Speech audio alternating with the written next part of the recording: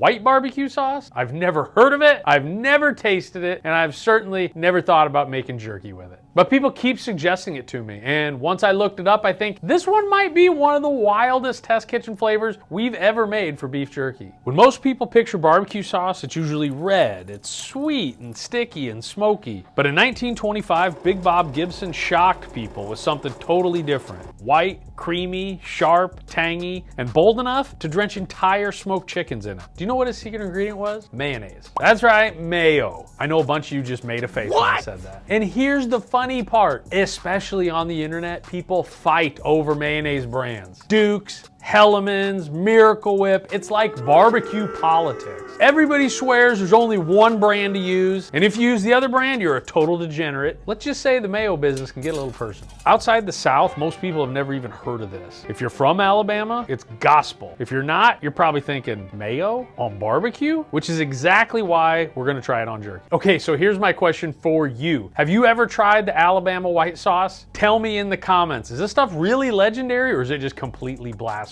Okay, before I start throwing mayo into jerky, let us clear the air. Yes, this is gonna be safe. The mayo that we're using is all pasteurized, it's shelf stable, plus we're cooking all this stuff at 158 degrees, well above the safe zone. So the mayo's fine, the beef's fine, everything's fine, and we're set to go. Start with 1 1/4 cups of mayonnaise. That's our creamy base. And for the love of God, only use this brand. It just has a better texture and flavor, obviously. Next, add 1/2 cup of apple cider vinegar for a sharp tang. Then 5 tablespoons of fresh squeezed lemon juice for brightness. 2 1/2 tablespoons of peppered horseradish, drained, not creamy. About 1 1/2 tablespoons of Dijon mustard and 2 1/2 tablespoons of Worcestershire sauce for that deep, savory backbone. For balance, add 2 1/2 tablespoons of honey, or use brown sugar if you want a richer sweetness. Now for the seasoning. 1 1/2 tablespoons of kosher salt, 1 1/4 tablespoons of coarse black pepper, 2 1/2 teaspoons of smoked paprika, and 1 teaspoon of cayenne. More if you like it spicy. Optional, but it adds nice depth. I'm adding 1 teaspoon each of garlic and onion powder. Now just whisk all that till it's smooth. The flavor should be creamy, tangy, and zesty with a peppery bite and just enough heat to keep it interesting. So here's a pro tip for you. A lot of people like to take this recipe and then make it their own. Some mix in their favorite barbecue rub, others hit it with a splash of their favorite hot sauce. So if you're gonna make this yourself, take Big Bob Gibson's recipe, add your own tweak to it, and really make it yours. All right, let's see where we're at. Okay, there's a lot going on in this one. It's creamy right at first. You get the tang from the vinegar and the lemon, and that Dijon mustard really kicks in. There's a lot going in on this one. I can see why there's a thing to this. I'm anxious to see if we can carry this flavor into the jerky throughout the cook, because I think if the jerky comes out tasting like this, we got a winner. All right, I'm gonna set this aside to chill while we slice up the meat. When it comes to this step, this hand crank slicer is our secret weapon. Nothing fancy, just a crank and a blade, but consistent slices is always the goal here. Too much variance in thickness and you're gonna get really thin pieces that are completely overdone, and you're gonna get the other really thick pieces that aren't done enough. This slicer ensures consistency. And now the moment of truth. The beef meets the marinade. So we want every single strip coated. Not just every strip, we want every single square inch of every strip coated. So make sure everything's peeled apart, everything's getting full coverage, so that tangy, peppery marinade is gonna work its way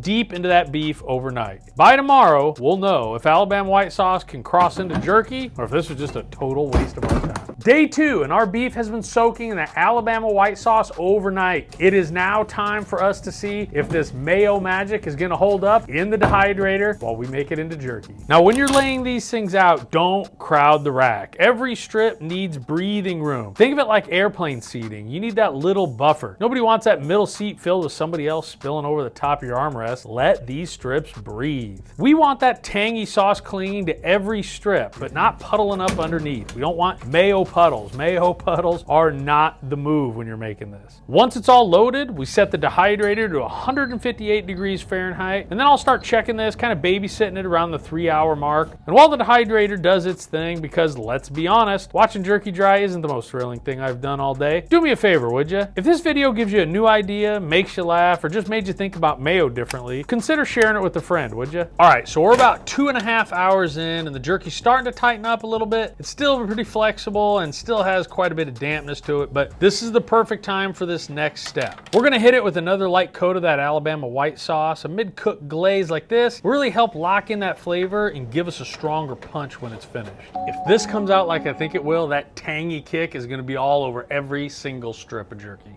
All right, Alabama white sauce beef jerky. This is the moment of truth. Is it gonna make it into the jerky.com Hall of Fame? Let's find out. All right, before we even taste it, what are you guys seeing? What are you smelling? I smell mayo. I smell a hint of vinegar. You definitely get, there definitely is that mayo smell. The mayo and the vinegar are both pretty pungent. Stings the nostrils. That's not true. It is pungent though. We ran this for quite a while. I think we ended up running this for almost 11 hours. Before we try it, have either of y'all ever had Alabama white sauce or heard of it? I haven't heard of it.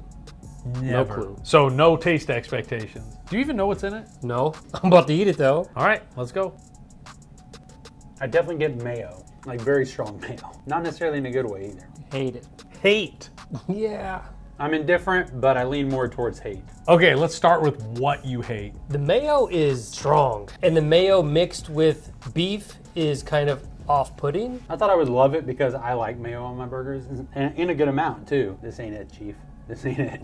Obviously, it's a mayo-forward flavor. That is the main flavor that comes out of this. When we tried the sauce yesterday, I thought the sauce tasted pretty decent. That's the thing. The sauce was awesome. I mean, as soon as I had the sauce, I could picture it. I could picture it on chicken. I could picture it on wings. Admittedly, beef probably wasn't the best choice for this, but I'm really surprised at how much different that flavor changed through the dehydration process from right out of the bowl. And the texture on this, I think the amount of vinegar in there, vinegar tends to break down the meat. So it has a texture that's quite a bit different than jerky made without vinegar. I don't exactly know the science on this, but the way the mayo and the vinegar together penetrate into that meat, it gives it a texture that's not as dry and as tough as I would expect in a jerky. I'm kind of surprised no restaurant chain or anything has ever leaned into this, because I think it would make an awesome condiment on fries or even a burger. Yeah, even smash a burger with some of that like on it'd top? crush. Is it readily available in like restaurants in Alabama? I don't know.